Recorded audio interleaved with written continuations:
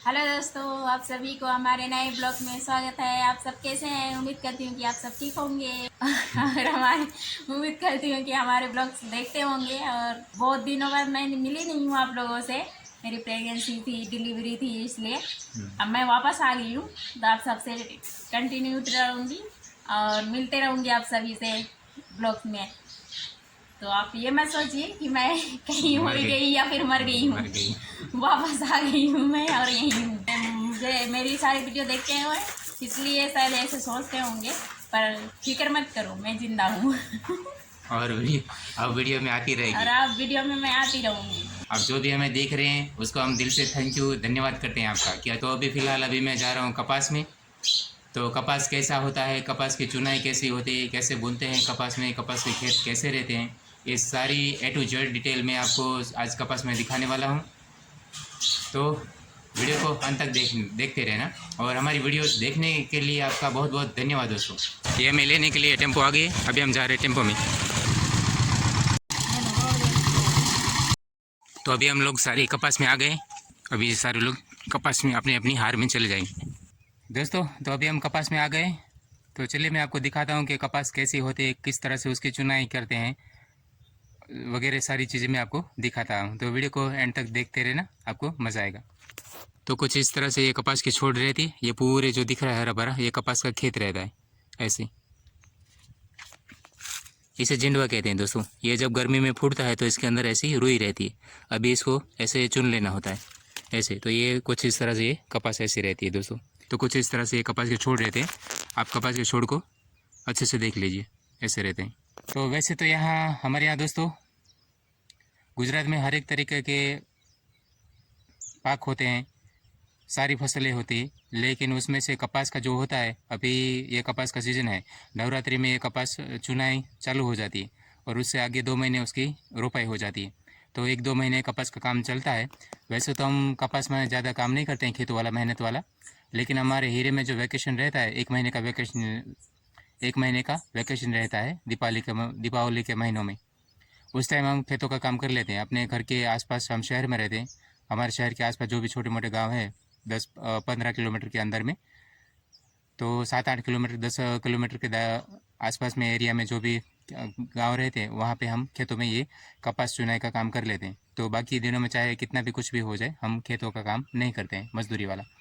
लेकिन 1 महीना फ्री घर बैठे रहने से हम कुछ भी जो भी काम मिलता है मेहनत मजदूरी वाला, वो भी काम कर लेते हैं अभी के दिनों में। क्योंकि इतना आप समझ रहे होंगे कि इतनी चारों जगह महंगाई बढ़ी हुई है।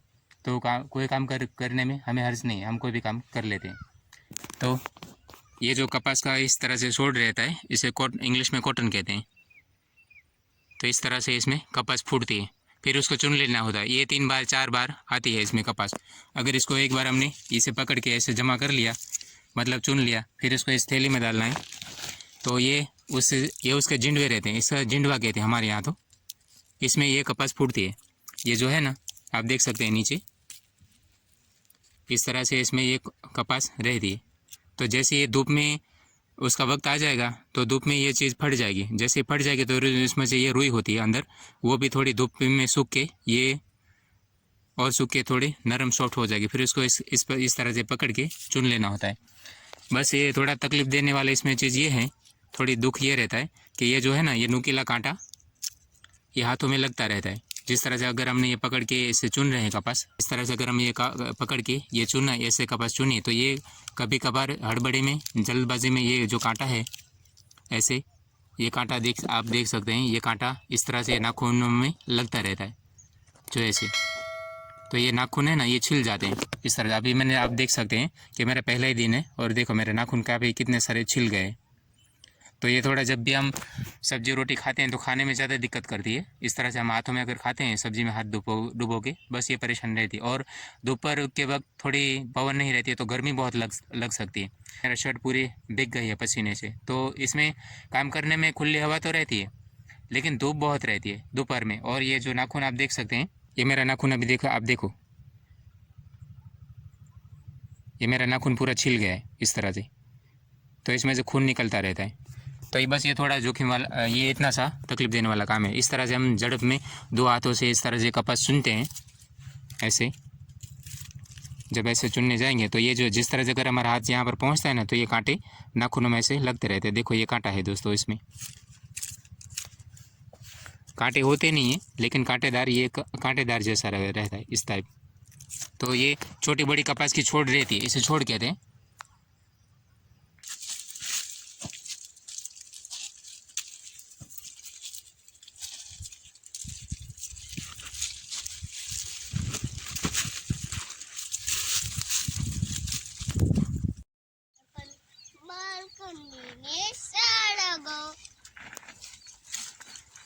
Bye bye loco.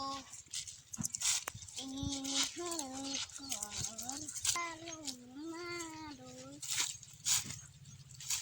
Nana cari barco.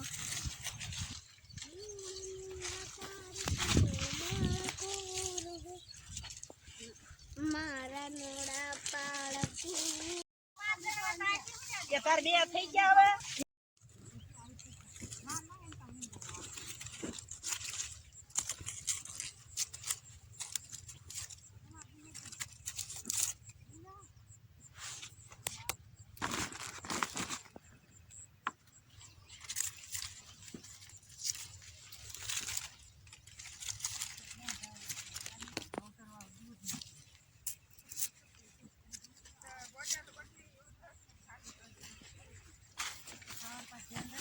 देखो दोस्तों, कपास में काम करने आने से ये हाल होता है।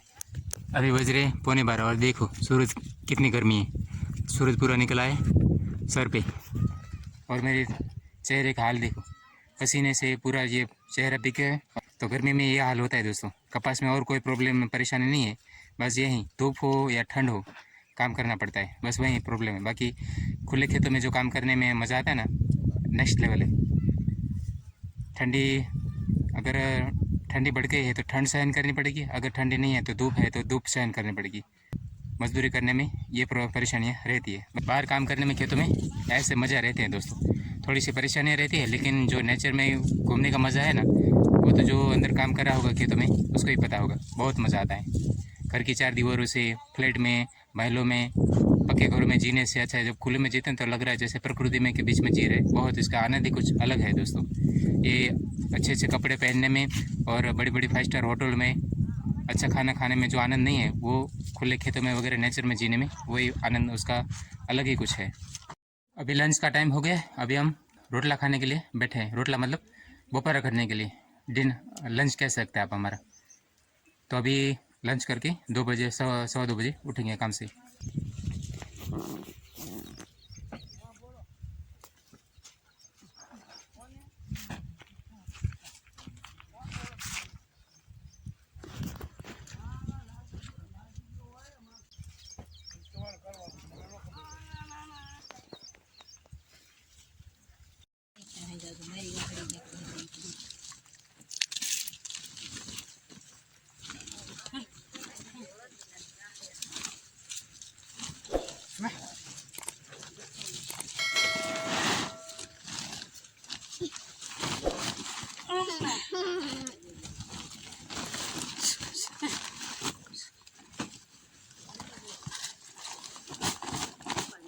आवड़ा टेबल हारो वीणे सारो थैली भरी ले जाएगी मोटी।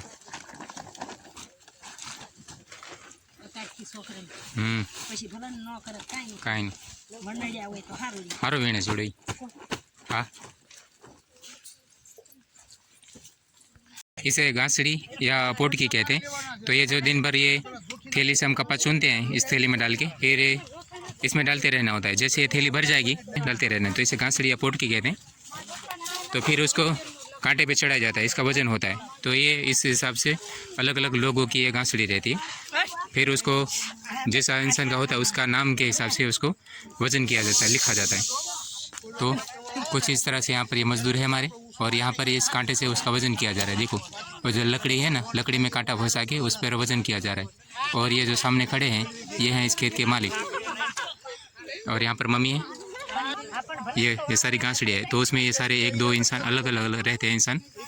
तो सारे अपने घासड़ियों का जो दिन भर कपास चुनी होती है उसका ये वजन करवा रहे हैं। भी यहाँ पे कांटे से वजन किया जा रहा है, वजन काटा। ये जो लकड़ी है ना, ये लाकड़ी में रस्सी से कांटा बांधा हुआ है, तो इसमें ये पोटका में गासड़ी में फंसाया जाता है। इससे यहाँ वजन तय होता है, जितना ये वजन रहेगा उस हिसाब से ये कांटा घूमता है। तो इस हिसाब से शाम को पूरी कॉटन कपास का हिसाब किया जाता है। कपास हार बोल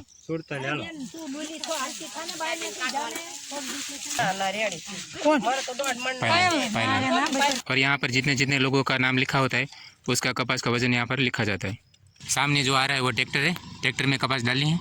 ये ट्रैक्टर आ गया है, ये सारी हमने घासड़ियाँ जो ली है अभी इस ट्रैक्टर में इसको चढ़ानी है।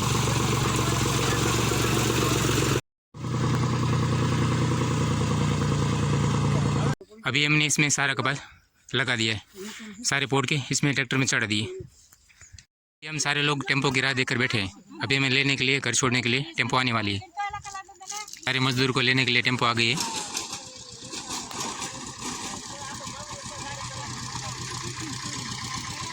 ये रही टेम्पो, इस टेम्पो में भी सारे मजदूर चढ़ेंगे, ये हमें घर उतारेंगे। सुबह यहाँ खेत में छोड़ जाती है और शाम को हमें घर को उतार लेती है। तो इस तरह से भी देखो भाभी भी थक गई है। इस तरह से लोग शाम को थक जाते हैं, पूरा दिन भर धूप में और खेत में थका देने वाला काम रहता है। ये सारे लोग टेम्पो में चढ़ रहे हैं अभी।